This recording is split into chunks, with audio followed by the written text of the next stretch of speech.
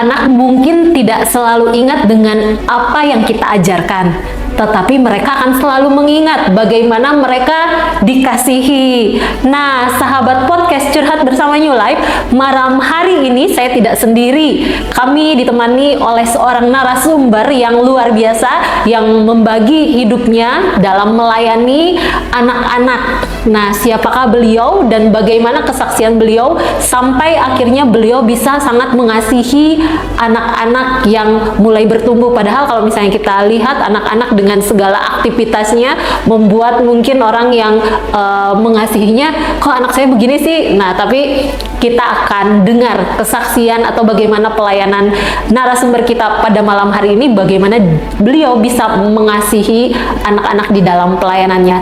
Kita langsung sapa narasumber kita pada malam hari ini. Shalom, Pak. Shalom, Bu Ane. Ya, selamat malam. Gimana kabarnya? Kabar baik dan penuh berlimpah kebaikan Tuhan. Wah, luar biasa. Amin. Ya, mungkin sahabat curhat pengen tahu nih narasumber kita ini siapa sih? Mungkin Bapak boleh sedikit memperkenalkan pelayanannya di mana saja gitu, aktivitas atau pelayanan-pelayanan yang Bapak lakukan di dalam dunia anak-anak. Oke. Ya, Shalom Curhat New Life. Saya seorang gembala saat ini, gembala gereja di GJKI Methodist Church Batam, MCB tepatnya ada di Sagulung dan di Teluk Nipah. Tentu pelayanan anak juga ada dilakukan di gereja, ya Metanoia Kids, ya anak sekolah minggu. Juga saya juga terlibat melayani bersama teman-teman. Juga dalam hal ini ada Pastor Kunix, ya, rekan saya pelayanan di salah satu sekolah di Barelang, di tepatnya di sekitar Jembatan 4 ya, di Pulau Galang. Kita selalu ke sana berikan waktu setiap hari Sabtu melayani sekolah yang tidak memiliki guru pendidikan agama Kristen. Dan juga kita juga melayani anak-anak di pulau, ya, di pulau-pulau di luar Batam, ya. Kita juga punya pelayanan anak-anak di sana, memberkati anak-anak untuk mereka bisa bertumbuh baik dalam knowledge dan dalam rohani juga, seperti itu, Bu Ane. Ya. Luar biasa. Ya. Nah, Bapak Tulus ini sendiri kan sebagai seorang gembala ya, Pak. Apa yang membuat Bapak memilih juga untuk tadi di Pulau Nipah, Ya, di Barelang, mau melayani anak-anak gitu? Padahal orang dewasa aja yang Bapak layanin kan banyak. Betul. Terkadang hidup ini tidak semua bisa dijelaskan, ya. Ya, termasuk dalam pelayanan ini juga banyak dari artinya juga sampai umur sebelum pelayanan. Katakan saya pernah cerita di New Life juga bahwa saya pelayanan itu di umur 23 kurang lebih. Dan saya nggak nyukai anak-anak sebenarnya. Iya, nggak suka. Buat saya mengurus anak itu adalah itu tidak menyenangkan buat saya. Saya lihat, pernah saya di sebuah gereja, waktu saya terlibat di gereja, teman saya anak muda, dia milih pelayanan anak sekolah minggu. Buat saya lucu. Masa seorang anak muda pilih pelayanan anak sekolah minggu anak-anak? Yang buat saya itu, waduh, jangan kasih anak seperti itu. Jadi, tapi berjalan waktu, itulah saya, Tuhan akan taruhkan hatinya kepada kita. Pertanyaannya, kita mau merespon hati Tuhan yang ditaruh itu atau tidak. Seperti itu. Kalau ditanya saya suka anak, awalnya enggak. Saya enggak suka pelayanan anak. Saya lebih cenderung melayani orang-orang, bukan orang tua juga, tapi melayani anak-anak muda. Nah, saya lebih tertarik di sana. Tapi akhirnya Tuhan taruh saya suka anak-anak, dan dengan sukacita saya itu, seperti yang tadi saya katakan, ada pelayanan beberapa, ada di Batam, ada di Barelang, bukan ada di pulau-pulau, kita layani anak-anak, dan akhirnya sangat menyenangkan. Dan pernah juga kita buka PAUD di gereja dulu. Buka PAUD selama 3 tahun, tapi berhubung karena COVID waktu itu kita close. Artinya menyenangkan lah, ya. Ibarat menikah itu, mungkin nikah menjadi menikah, Bu Ane. Belum tahu. mau menikah dia. Jadi tapi ketawa si Dame, saya pastor. Oke. Di dalam melayani anak itu ada kesalnya, tapi juga ada sukacita yang lebih besar daripada rasa kesal itu. Seperti tadi ada menikah itu kan ada konflik-konflik juga dalam pernikahan. Tapi pernikahan itu sesuatu yang hebat dan luar biasa. Itu juga mengurus anak itu, memberkati melayani anak itu, saya kira itu sesuatu yang menyenangkan sekali, dan itu membuat kita juga menjadi muda ya, pengen muda yang kalau pengen happy ajari anak-anak lah itu sih ya. Kalau pengen happy bermainlah bersama anak-anak itulah. Ya itu nggak saya dapat sebelum saya melayani anak-anak. Buat saya sama anak itu membosankan dan menyusahkan, tapi ternyata kalau untuk bahagia, kalau Anda ingin bahagia banyaklah bersama anak-anak, pasti ada hidup saya ada lebih ringan daripada sebelumnya. Ya gitu. Tapi Pak, dalam prosesnya nih sampai sekarang Bapak melayani anak-anak ya Pak, apa sih tantangan terbesarnya Pak? Apalagi kan yang dilayani anak orang ya Pak. Kalau misalnya anak sendiri mungkin kita mau kasih tahu, kasih nasihat bisa, kalau melayani anak-anak gimana tuh Pak? Ya, kalau melayani anak-anak itu kan memang perlu tanda kutip skill, saya kira. Perlu skill. Iya, skill ya. Itu harus dipelajari atau bagaimana? Pertama sih saya percaya itu terima dulu hati Tuhan itu. Iya, menerima hati Tuhan untuk menyukai anak-anak itu. Saya kira kalau kita sudah menyukai anak-anak itu bisa dipelajari melalui sekolah atau formal atau non formal. Tapi yang pasti kalau kita memiliki hati menyukai anak-anak, Tuhan akan perlengkapi kita. Ya, kembali lagi jangan batasi cara Tuhan. Ya, kalau ada kesempatan belajar di dunia pendidikan, artinya untuk lebih bagus, ya bisa sih untuk tujuan tertentu. Tapi kalau untuk melayani anak-anak, ya saya kira biarlah Tuhan akan perlengkapi terus dalam melayani anak. Jadi kalau menghadapi anak sih ya banyak tantangannya juga ya, banyak tantangan juga. Apalagi pernah kita nih sisaannya waktu saya di PAUD dulu ngajar PAUD, anak-anak yang saya ajari kan ada yang umur 3 tahun juga. Tahu nggak kalau anak-anak ngajar 3 tahun ditinggalin orang tuanya, dia ngapain? Nangis, ngamuk gitu. Ngamuk tantrum. Dan apa? Ganti popoknya. Iya. Ya sampai kita lakukan itu kan. Itu ya kalau nggak ada hati itu kan pasti kita tidak menyenangkan. Tapi kalau hati emang saat itu kita tidak menyenangkan. Tapi waktu kita sesudah itu kita sepertinya ada sesuatu yang Tuhan berkati kita. Seperti itu. Tuhan bayar, tanda kutip ya, Tuhan bayar yang kita lakukan itu dengan sukacita yang Tuhan beri, seperti itu. Kesempatan-kesempatan seperti itu kadang dirindukan, walaupun waktu-waktu datang keadaan itu agak gimana gitu lah ya, seperti itu tuh. Waktu melakukannya ada agak-agak mungkin rasanya gimana gitu, tapi setelah melakukannya jadi kenangan yang indah. Kenangan yang indah ya, menyenangkan ya betul. Makanya sampai ganti popok antar ke toilet. Sampai toilet apa bereskan anak-anak itu waktu itu ya. Tapi kalau sekarang kan saya tidak melayani anak-anak yang usia yang anak-anak yang sekolah minggu lah, yang kalau anak ya artinya ke pulau yang mengajari mereka, memperkenalkan mereka Yesus dalam hidupnya, ya seperti itu. Iya, seperti itu, luar biasa. Ya. Pernah nggak sih Pak ngerasa lelah ngelayanin anak-anak, atau mungkin saat kita melayani anak-anak ada orang tuanya yang nggak seneng, atau mungkin dalam pelayanan yang Bapak lakukan ngerasa diremehin atau direndahkan seperti itu? Kalau pengalaman itu banyak ya, banyak bahwa sepertinya kadang orang tua ini penting juga buat orang tua. Saya mau kasih tahu, mau beritahukan, setiap anak itu adalah tanggung jawab kita sebagai orang tua. Amin. Mungkin ini perlu saya kasih tahu. Kadang ada orang tua berpikir anaknya itu tanggung jawab guru sekolah minggunya atau pendetanya atau guru sekolahnya. Ini penting buat orang tua ini. Jadi setiap anak sebagai dari pandangan Kristen ya, yang benarnya, karena pandangan orang banyak, saya mau kasih tahu luruskan pandangan yang benar. Setiap anak yang titipkan kepada orang tua adalah itu tanggung jawab bapak ibu. Bukan tanggung jawab gereja, bukan tanggung jawab gembala, bukan tanggung jawab guru sekolah minggu, bukan tanggung jawab guru sekolahnya, bukan. Itu tanggung jawab sepenuhnya adalah orang tua.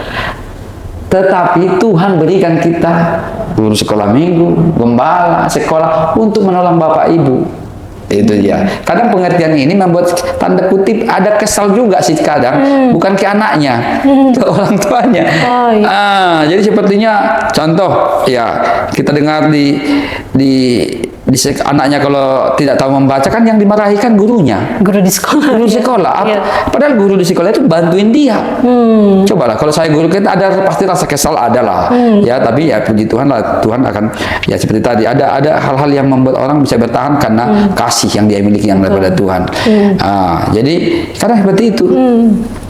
Baru juga tentang kita kan punya tim juga, bukan saya sendiri yang lakukan. Pernah teman saya cerita di pulau, dia udah layani anak ini layani menulis membaca listung dan udah dilayani tanda kutip free ya, nggak memang apa ya, karena memang animal, tapi bukannya diterima kasihin, tapi dimarahin sama orang tuanya karena anaknya. Mereka cerita ke saya, teman-teman saya, ya, dalam arti kata kasihan. Saya tahu kalau dari sisi mereka kan mereka sayang anak ini. Betul. Ya itu udah pasti, teman-teman. Ini kesempatan namanya juga curhat. Jadi bukan mereka, saya yang curhat jadinya ya. Iya. Saya curhat jadi. Memang momennya curhat. Iya itu yang kita alami. Ya oke, pelan-pelan anak-anak ini banyak teman-teman curhat seperti itu. Mereka udah berkati anak ini, udah ajari yang ingusan lah, yang menulis membaca mereka ajari terus rutin, bukan sekali. Udah jadi rutin program mereka. Mereka bukannya dapatkan, memang bukan itu yang diharapkan, tapi ya walau bagaimanapun ya itu tetap menjadi sebuah mengganggu lah ya. Ya sama dengan tadi. Adakah kesal? Ada, tapi sukacita yang Tuhan berikan jauh lebih besar daripada kekesalan itu sendiri, sehingga mengalahkan kekesalan itu. Ada nggak masalah di dalam pelayanan? Ada, tapi penyediaan Tuhan jauh lebih besar daripada itu. Ada nggak marah? Ada, tapi damai sejahtera Tuhan jauh lebih besar. Ya seperti itu juga, supaya dari sisi orang tua dan anak-anak mengerti apa yang dialami teman-teman. Dialami mereka sudah layani dengan pergi ke sana, tinggal di sana, tapi justru mereka bukan mendapat perlakuan yang tidak baik, kasihan. Ya seperti itu yang dialami pelayan-pelayan anak-anak yang teman-teman kita. Ya seperti itu. Pernah saya dengar juga anaknya melakukan kesalahan, orang tuanya bilang emang apa yang diajarkan di sekolah minggu. Jadi guru sekolah minggunya yang bersalah. Betul. Iya. Padahal lebih banyak waktu bersama orang tua ya daripada sama guru. Betul itu. Iya. Memang kalau untuk mengajar anak sih ya lebih tepatnya kita hanya bantu lah ya. Yang lebih tepatnya orang tua sih yang ngajar anak itu, anaknya kita bantu. Jadi memang saya lihat dari sisi pendidikan strateginya adalah untuk ngajar anak memang terlebih dahulu orang tuanya perlengkapi untuk maksimal. Tapi kan untuk orang tua kan kita susah. Ya lebih gampang sih langsung ke anaknya. Kadang kita berpikir orang tua nggak usah lagi diganggu itu, biarlah orang tua papanya begitu, anaknya aja kita urus. Kan kadang begitu kita berpikir. Kenapa kalau orang tua kan udah susah, anak masih gampang. Tapi untuk anak ini lebih bertumbuh lebih baik, lebih cepat, tetap sih orang tua sih harus diamankan dulu. Tapi kembali lagi, bentengnya udah terlalu besar secara kita. Jadi yang sederhananya sih langsung ke anaknya seperti itu. Iya. Nah, kalau misalnya saat melayani Pak Tulus, melayani anak-anaknya tuh susah diatur gitu ya. Bagaimana Pak Tulus tetap menjaga kasih itu? Kan pengennya, diam atau gimana? Tapi apa gitu? Mengontrol emosinya gimana tuh Pak? Iya. Saya selalu dalam pelayanan sekalipun saya terapkan hal yang sama. Mari kita fokus kepada hal-hal yang baik. Mari kita fokus kepada hal-hal yang benar. Jadi kalau ada pun anak yang susah diatur, jangan fokus ke dia juga. Jangan habiskan waktu ke dia. Jadi anak-anak yang lain terabaikan. Jadi ya kita juga mendapatkan damai sejahtera juga. Kalau kita fokus ke dia, yang lain anak terabaikan, dan dalam sisi pelayanan yang lain pun saya terapkan hal yang sama. Mungkin pertanyaan orang, perlukah didisiplin? Ini pertanyaannya. Kalau dalam hal saya ya, kadang kan seperti di sekolah, ada guru dipolisikan dan sebagainya. Saya kira semua kan nggak bisa juga secara umum lah ya, kita pun nggak tahunya itu apa yang terjadi. Tapi ini untuk anak-anak keluarga Kristen, saya mau kasih tahu di sini untuk keluarga Kristen, anak-anak itu masih perlu disiplin, disiplin karena firman Tuhan jelas berkata, pukullah anakmu dengan rotan, mereka tidak akan mati, justru engkau menyelamatkannya dari dunia yang mati, dunia kegelapan. Artinya rotan, pukullah anak, di sini disiplin perlu, ya. Tapi dia disiplin bukan karena marah, bukan karena emosi juga. Jadi pertama, kita tidak boleh disiplin anak kalau kita sendiri emosi. Pukul dia dengan rotan waktu kamu tenang dan baik. Pastikan kamu tidak emosi. Perlu, walaupun tidak selalu. Jadi saya setuju itu, ya, disiplin. Tapi jangan sakiti hatinya.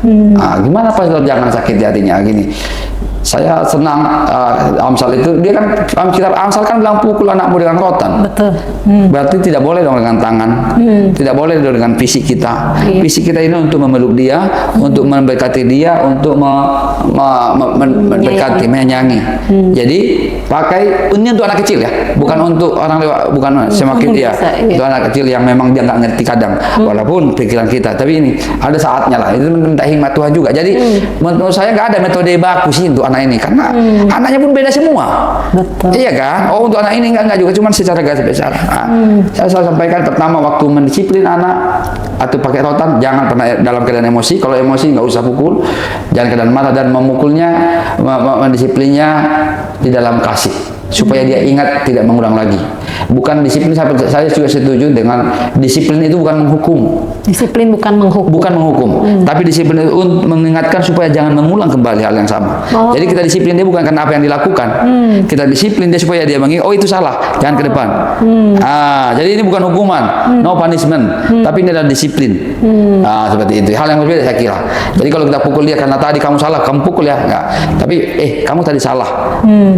Hanya disiplin supaya kamu jangan lakukan hal yang sama ke depan. Itu untuk jadi perlu, tapi dan tidak semua boleh melakukan itu juga. Yang boleh melakukan untuk anak-anak adalah orang tuanya. Gurunya juga, guru sekolah minggu juga atau gembalanya bisa sih. Ya, tapi jangan semua orang kasih untuk mendisiplin anak kita. Ya, itu sih kalau yang saya. Tapi tidak ini tidak baku. Ini hanya yang kalau yang saya lakukan. Tapi kalau dihitung-hitung sih saya jarang juga sih. Sangat jarang lah, sangat jarang. Cuman boleh. Karena ada orang tua, oh nggak boleh. Enggak, saya kira boleh. Karena anak-anak tertentu perlu didisiplin. Karena itu jelas Alkitabiah juga. Pukul anakmu dengan rotan. Ya, seperti itu. Iya. Nah Pak, dari pengalaman Bapak melayani anak-anak ini, ada kesaksian atau momen yang paling berkesan nggak Pak, yang sampai saat ini Bapak selalu mengingat hal tersebut? Oke. Waktu kita PAUD dulu, waktu kita buka PAUD, ada yang bukan orang percaya, anaknya di PAUD. Tapi kita udah bilang dari awal, ini umum, tapi ada doa Kristen, saya Kristen dan nyanyi Kristen. Dan untuk keluarga, beberapa keluarga waktu itu nggak masalah. Saya waktu itu mereka itu adalah jualan, buka jualan alat-alat pancing. Saya belanja waktu itu ke sana. Jadi orang tuanya ngomong begini, Pak Tulus, kata, weh, anak saya pintar berdoa loh. Dalam hati saya, kan banyak orang belanja, bukan saya sendiri. Orang pun lihat, kok Pak, ini kan Pak pendeta situ, kenapa anak saya pandai berdoa? Iya, Pak itu pandai berdoa, dia berdoa dalam nama Tuhan Yesus, berkati Papa, berkati Mama, sebelum dia tidur. Saya pun bingung juga, ya guru nggak tahu juga, karena dia bukan orang percaya. Dan saya bukan ngajar itu untuk dilakukan, karena saya tahu dia bukan orang percaya. Kita hanya mau ngasih dia saja, cuman ya di kelas ya kita ajarin itu. Oke. Oh ya, saya sambungkanlah cerita kami. Oh ya, terus gimana berdoa? Iya, kalau dia pagi-pagi, malam berdoa, berkati papa mamaku, berkati adikku, Tuhan Yesus, terima kasih, amin. Selalu itu doanya Pak. Makasih ya Pak, dalam hati saya. Ya, tapi dalam hati saya masih apa yang? Dan tapi Mbak, momen itu sampai hari ini segar terus di pikiran saya, di telinga saya. Waktu itu umur anak itu sekitar, kejadian itu sekitar 5 tahun lalu. Dan mereka sudah pindah ke Pekanbaru, nggak di Batam lagi. Tapi saya percaya suatu hari benih yang terbaik sudah diterima anak ini. Hanya nunggu waktunya, dan itulah jadi PAUD yang selama 4 tahun itu kita kerjakan udah kebayang dengan itu dalam hati saya. Ya, satu pengakuan itu. Iya. Karena saya sangat percaya nanti, saya nggak tahu waktunya, saya pun nggak tahu dia ketemu lagi atau enggak. Ya mungkin, ya nggak tahu lah. Karena mereka udah pindah kota, dia pun nggak ingat wajah saya. Karena itu masih kecil, dia masih umur 5 tahun. Iya. Tapi saya percaya itu sepertinya cukup membayar yang 4 tahun ini. Sepertinya itu cukup membayar yang apa yang kita lakukan 4 tahun ini. Padahal saya percaya banyak hal-hal yang besar terjadi, tapi itu sudah cukup. Itu nggak mungkin saya lupakan, dan akan saya selalu, ya mungkin Bu Ani tanya, saya ingat itu langsung momen itu. Ya karena itu wow. Orang tuanya juga semangat ya, bukan orang percaya. Saya bingung, kok bingung kok saya. Ya seperti itu. Nah, apa sih kerinduan Bapak ke depannya dalam pelayanan Bapak melayani anak-anak? Saya tetap berdoa suatu hari Tuhan berikan kesempatan saya dirikan sekolah kecil lah. Sekolah untuk anak-anak. PAUD seperti PAUD dan TK seperti itu. Cuman biarlah waktu Tuhan saja. Waktu Tuhan, karena saya lihat pendidikan adalah memang tetap salah satu alat atau cara terbaik untuk mengubah kehidupan secara umum, ya, juga untuk membawa orang kepada Kristus. Ya, seperti itu. Jadi waktu mereka juga berubah hidupnya adalah suatu berkat yang luar biasa. Dari mereka yang paling luar biasa kalau dia bisa percaya Yesus sebagai Tuhan dan Juru Selamatnya. Tapi waktu kehidupan juga berubah, itu sudah sesuatu yang luar biasa. Itu sesuatu yang baik, saya kira. Seperti yang di kehidupan kita di pulau itu, di waktu kita pelayanan, banyak hal-hal yang kita lakukan dan teman-teman lakukan juga. Ya tentu kita bukan sisi kita saja yang lakukan, karena saya percaya itu semua beribarat puzzle. Jadi itulah karena saya lakukan ini, enggak. Saya sudah menyadarinya banyak orang-orang sebelum saya ke sana, banyak orang-orang di belakang saya, sehingga orang itu jadi lebih baik. Jadi cuma dapat kita kehormatan, mungkin nama kita yang disebut. Ya, tapi sebenarnya bukan kita. Udah ada banyak di belakang itu. Cuman kita dapat kehormatan, nama Pak Tulus katanya, padahal kadang kita malu juga. It's not me.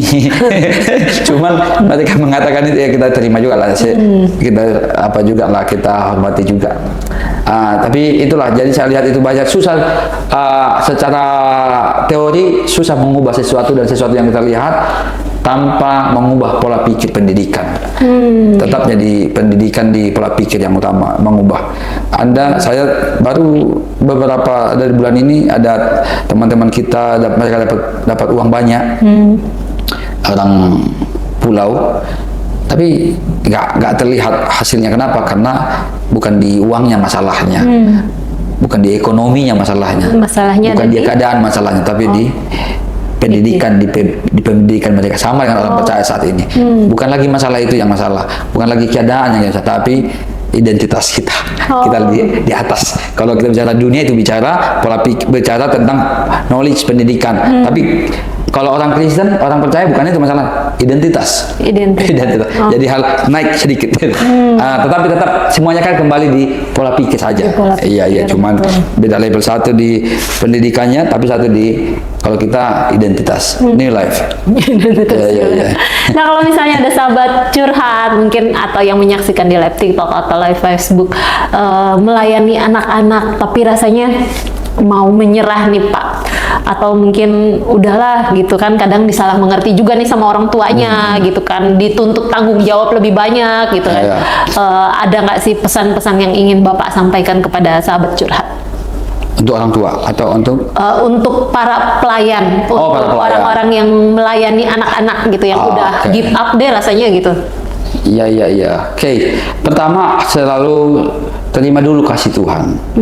Jadi kalau kita punya banyak kasih, sekira kita nggak pernah give up. Kenapa orang give up? Stagnan. Karena dia memiliki sedikit. Dia merasa dia yang lakuin. Bukan kita yang lakukan, tapi Kristus yang melakukannya di dalam kita. Terima yang banyak, biarkan sumber yang banyak itu. Kita hanya sebagai saluran saja, ibarat pipa air. Kita hanya pipanya saja, saluran air, sumber air biarkan mengalir terus. Kalau pipanya lancar air selama sumbernya tidak pernah habis, dari pipa itu terus mengalirkan uang. Saya suka begini sisanya. Kita ini bukan yang dipenuhin, terus dipenuhin air, terus dituangin memberi, melayani anak, kita layani anak sampai akhirnya kita habis juga. Jadi habis. Kalau kita melayani anak dari kekuatan kita suatu hari akan habis, akan merasa stagnan, akan merasa give up. Tapi makanya Tuhan berkata, termasuk melayani anak, melayani dari kelimpahannya. Kelimpahan ini begini, ini di sini tuang sampai terus sampai meluap. Ini tak penuh. Jadi kita berikan mereka dari kelimpahan kita. Nah, yang kita terima terus setiap hari tanpa berhenti, bahkan dari pancuran, dari air terjun Tuhan. Jadi waktu Tuhan berikan air terjun, kita akan melimpah terus. Kita nggak pernah kosong. Tapi kalau kita berikan dari kita tanpa menerima terus, ya kita akan kosong. Kita adalah menyerahlah. Jadi kita harus sebagai terima kasih dari Tuhan, terima kebaikannya, kelimpahan, kekuatan. Jadi kekuatan itu yang kita berikan, bukan dari kita. Seperti itu. Dan waktu kita melakukan itu, saya kira kita akan tetap bersuka cita, tidak melihat tidak akan pernah kehabisan. Begitu juga dalam pelayanan. Kenapa orang atau kawan-kawan pelayanan, aku menyerah dalam pelayanan, udah cukuplah aku kenapa? Karena dia melakukannya dari kekuatannya, tidak dari kelimpahan Tuhan. Tapi kalau kita melakukan dari kelimpahan, kita nggak pernah kosong. Kita akan selalu penuh, tapi meluap. Kenapa? Karena tapi kalau kita berikan dari sini, kita berikan, ya memang kita akan kosong. Seperti itu. Jadi biarkan terus, kita bukan kita kok itu, bukan kekuatan kita kok itu, seperti itu. Luar biasa sekali. Jadi supaya kita tetap bersemangat gitu, kita melayani dari kelimpahan Tuhan, bukan dengan kekuatan kita. Iya, bukan kita yang layani, itu Tuhan yang layani. Dipakainya kita kan suatu yang luar biasa. Tuhan pakai kita, emang kita siapa? Iya, Tuhan pakai kita. Contohnya Tuhan pakai saya kadang sangat bersyukur kepada Tuhan. Tuhan pakai saya yang Tuhan yang tahulah. Tapi Tuhan pakai saya itu justru sesuatu yang bangga kita kepada Tuhan. Baik kali kau Tuhan. Gitu loh. Jadi kita harus mengerti juga kasih Tuhan kepada kita. Nggak bisa lah kalau kita sepertinya kita yang lakukan, ini agak bagaimana memang kita yang lakukan, kita akan kita lakukan. Tuhan, kenapa begini Tuhan? Aku sudah berikan hidupku, aku sudah lakukan, berikan waktuku, berikan uangku, berikan tenagaku. Kenapa begitu? Lihat, ini, uang siapa? Tenaga siapa? Hidup siapa? Coba, kadang kita berpikir begitu. Makanya saya ini loh, dalam kenapa pelayanan itu banyak seperti itu? Kenapa? Karena sepertinya kita yang berikan kepada Tuhan. Dan enggak, apa yang kita berikan kepada Tuhan? Tuhan yang pakai kita. Contoh, saya sering sampaikan ini. Saya punya anak namanya Enjo. Atau Tania Enjo yang kelas 2 sekarang, ya. Contoh, saya berikan uang di 10.000. Jo, ini Pak, uang Papa 10.000, pegang. 5.000 lah. Saya jangan kasih uang 10.000, 5.000 lah, 2.000 sih biasa. Tapi karena di podcast 10.000. Coba. Oke, saya kasih uang 5.000 lah karena di podcast. Pelit kali Bapak ini dalam. Karena biasanya 2.000. Tapi kasih 5.000 lah. Contoh, karena di podcast. Saya kasih 5.000. Terus dia pergi ke warung, belikan dia kue, dibelikannya satu sama aku. Dibeli 2.000 kan, atau 5 kue lah 5.000. Terus di waktu yang beli kue ini saya dikasih 2. Oke. Waktu dikasih sama yang 2, apa saya sebagai papa yang baik? Woi, anakku baik sekali kau. Papa bangga sekali denganmu. Wah, senanglah papa sama anakku. Wah, kamu hatimu sangat bagus. Papa sangat senang. Coba, dia akan sebagai anak dia akan bangga, dia akan senang. Papanya puji-puji dia. Pertanyaannya, uang siapa itu? Uang saya. Saya hanya berikan. Tapi kalau nggak pun diberikan uang itu, saya marah enggak lah. Saya memang kasih untuk anak saya. Tapi ketika diberikan kepada saya, itu sesuatu yang dan saya akan puji dia.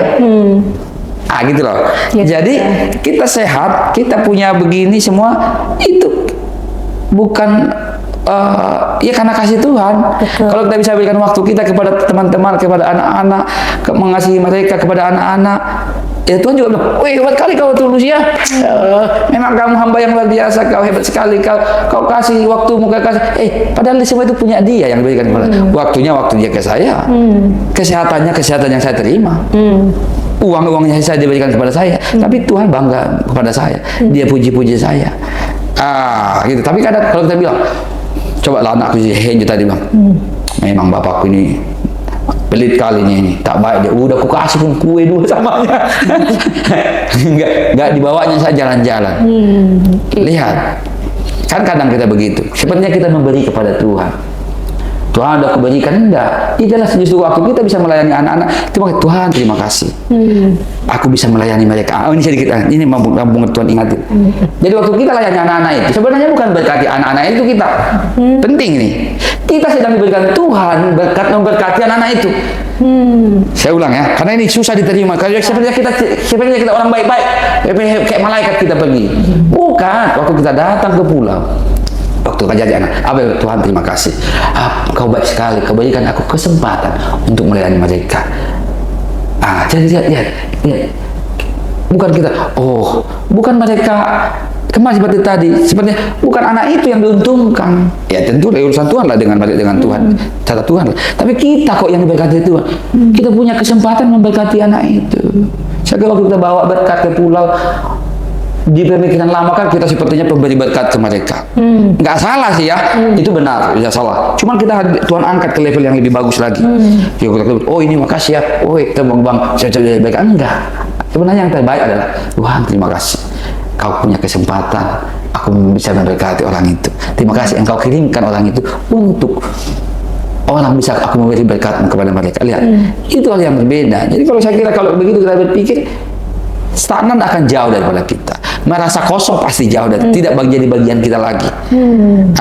Kenapa? Lihat seperti tadi. Kalau kita berikan, kadang kita dulu ke pulau, kita merasa seperti pemberi dermawan yang luar biasa. Nggak salah. Secara umum benar itu. Tapi waktu kita berubah pikiran, Tuhan terima kasih, kau kirimkan orang itu supaya aku bisa memanifestasikan berkat kasih-Mu kepada mereka. Justru mereka adalah orang bukan di bawah kita, justru mereka yang Tuhan kirim untuk memberkati kita dengan melakukan itu. Lihat. Kita tidak memberkati anak itu, justru Tuhan berikan anak itu kepada kita untuk kita bisa memberkati mereka.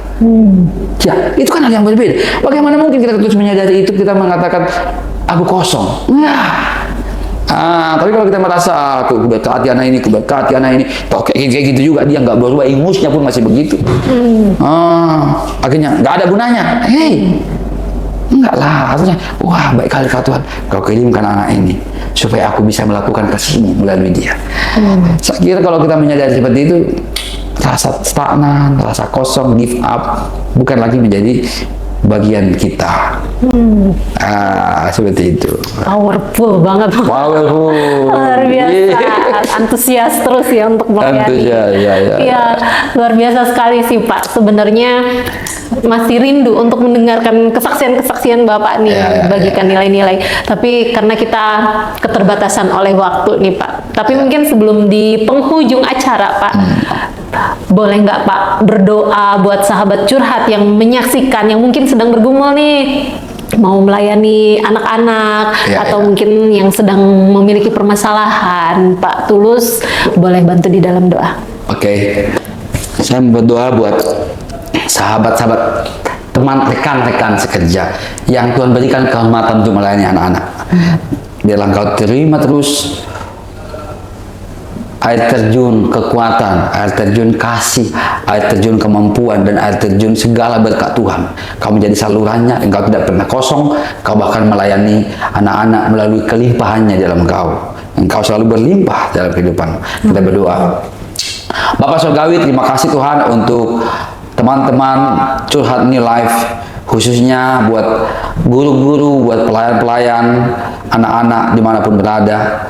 Tuhan, teguhkan setiap anak-anak-Mu ini untuk mereka tetap bersuka cita untuk melayani anak-anak-Mu.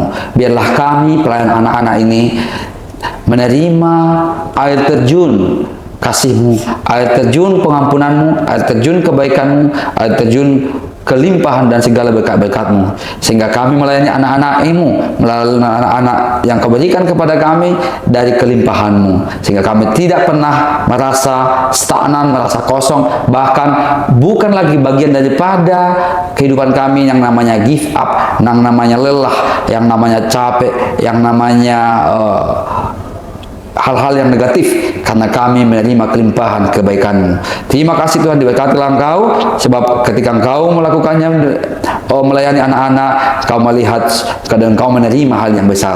Terima kasih Tuhan, terima kasih, di dalam nama Yesus Kristus kami berdoa. Haleluya, haleluya. Semua teman-teman, semua sahabat Curhat New Life sama-sama katakan amin. Ya, terima kasih banyak Pak Tulus buat insight-insight yang barunya, buat nilai-nilainya, sangat memberkati. Amen. Ya, sukses selalu Pak di dalam pelayanannya. Amen, ya.